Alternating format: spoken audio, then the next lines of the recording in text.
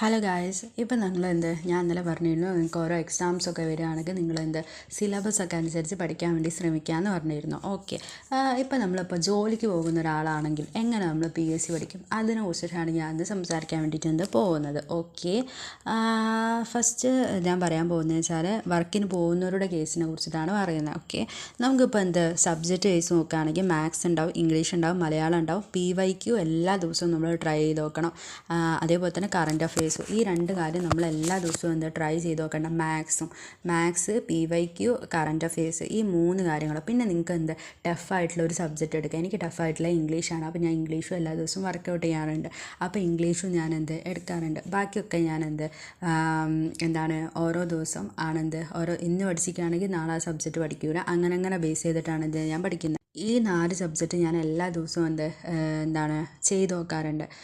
ഇപ്പോൾ വർക്കിന് പോകുന്നവരാണെങ്കിൽ നിങ്ങൾക്ക് പാകപ്പാടെ 5 മണിക്കൂറോ നിങ്ങൾക്ക് പഠിക്കാൻ വേണ്ടിയിട്ട് ടൈം കിട്ടുന്നുള്ളൂ എന്ന് വിചാരിക്കുക. അപ്പോൾ നിങ്ങൾക്ക് എത്ര സബ്ജക്റ്റാണ് വിചാരിച്ചിരിക്കുകയാണെങ്കിൽ ഹരിക്കുക. അതായത് 5 മണിക്കൂറിനെ കൊണ്ട് നിങ്ങൾക്ക് എത്ര സബ്ജക്റ്റാണ് ഉള്ളത് വെച്ചാൽ നോക്കുക. എന്നിട്ട് അങ്ങനെ നിങ്ങൾ ചിലപ്പോൾ നിങ്ങൾക്ക് ഓരോ സബ്ജക്റ്റ് പഠിക്കാൻ വേണ്ടിയിട്ട് ഒരു 30 മിനിറ്റ് 40 മിനിറ്റ് അങ്ങനെ എന്തെങ്കിലുമൊക്കെയാണ് ഉണ്ടാവുക വെച്ചിരിക്കുകയാണെങ്കിൽ നിങ്ങൾ അതനുസരിച്ച് പഠിക്കുക. അപ്പോൾ നിങ്ങൾക്ക് ബോറടിക്കില്ല. ഇന്ന സബ്ജക്റ്റ് 30 മിനിറ്റ് പഠിക്കാൻ വേണ്ടിയിട്ട് വെക്കുക. നിങ്ങൾ അവിടെ ടൈമറും ഓണാക്കി വെക്കുക. അപ്പോൾ നിങ്ങൾക്ക് ഇത്ര ടൈം ഞാൻ ഈ ഒരു സബ്ജക്റ്റിന് ഇപ്പോൾ നമ്മളിപ്പോൾ നോക്കുകയാണ്, ഞാൻ ഇന്നൊരു ദിവസം കൊണ്ട് ഈ ഒരു ചാപ്റ്റർ മാത്രം അല്ലെങ്കിൽ ഈ 2 ചാപ്റ്റർ പഠിക്കുന്നു പറഞ്ഞിരിക്കുകയാണെങ്കിൽ നമുക്ക് ചിലപ്പോൾ ആ ചാപ്റ്റർ നമുക്ക് പഠിക്കാൻ വേണ്ടിയിട്ട് പറ്റില്ല. നമുക്കിപ്പോൾ ഒരു ദിവസം മൊത്തം ഉണ്ടെങ്കിൽ നമുക്ക് ചിലപ്പോൾ പഠിക്കാൻ പറ്റില്ല. ഒന്നാമത്തെ നമുക്ക് മടി ഉണ്ടാവും, രണ്ടാമത്തെന്ന് പറഞ്ഞിരിക്കുകയാണെങ്കിൽ ചിലർ മാത്രം പഠിക്കും.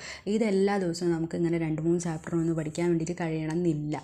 അതുകൊണ്ടാണ് ഞാൻ പറഞ്ഞത് നിങ്ങൾ ഓരോ 30-40 മിനിറ്റ് വെച്ചിട്ട് ഓരോ സബ്ജക്റ്റ് വെച്ചിട്ട് പഠിക്കുക. 40 മിനിറ്റ് പഠിക്കാൻ പറ്റാത്തവരാണെങ്കിൽ 30 മിനിറ്റ് വെച്ചിട്ട് ഓരോ സബ്ജക്റ്റും പഠിക്കുക.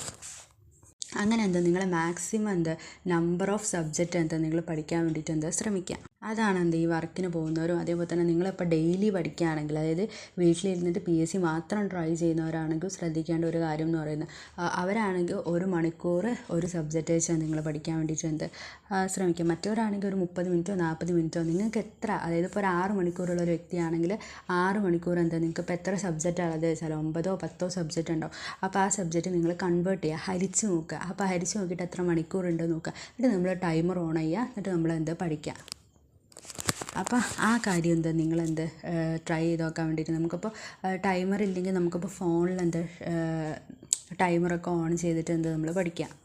അപ്പോൾ നിങ്ങൾക്ക് ടൈമിൻ്റെ വാല്യൂ നിങ്ങൾക്ക് മനസ്സിലാക്കാൻ വേണ്ടി ശ്രമിക്കുക. അതേപോലെ തന്നെ നിങ്ങൾക്ക് എത്ര ആ ഒരു അരമണിക്കൂർ കൊണ്ട് നിങ്ങളെ മനസ്സിൽ എത്ര കയറിയെന്ന് നമുക്ക് പറയാൻ വേണ്ടിയിട്ട് പറ്റും. പിന്നെ പഠിച്ച് കഴിഞ്ഞിട്ടുള്ള സാധനം നമ്മൾ എന്തായാലും റിവിഷൻ ചെയ്തിരിക്കുക.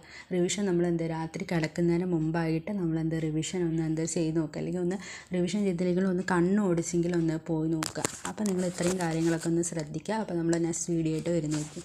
Okay, bye, thanks for watching.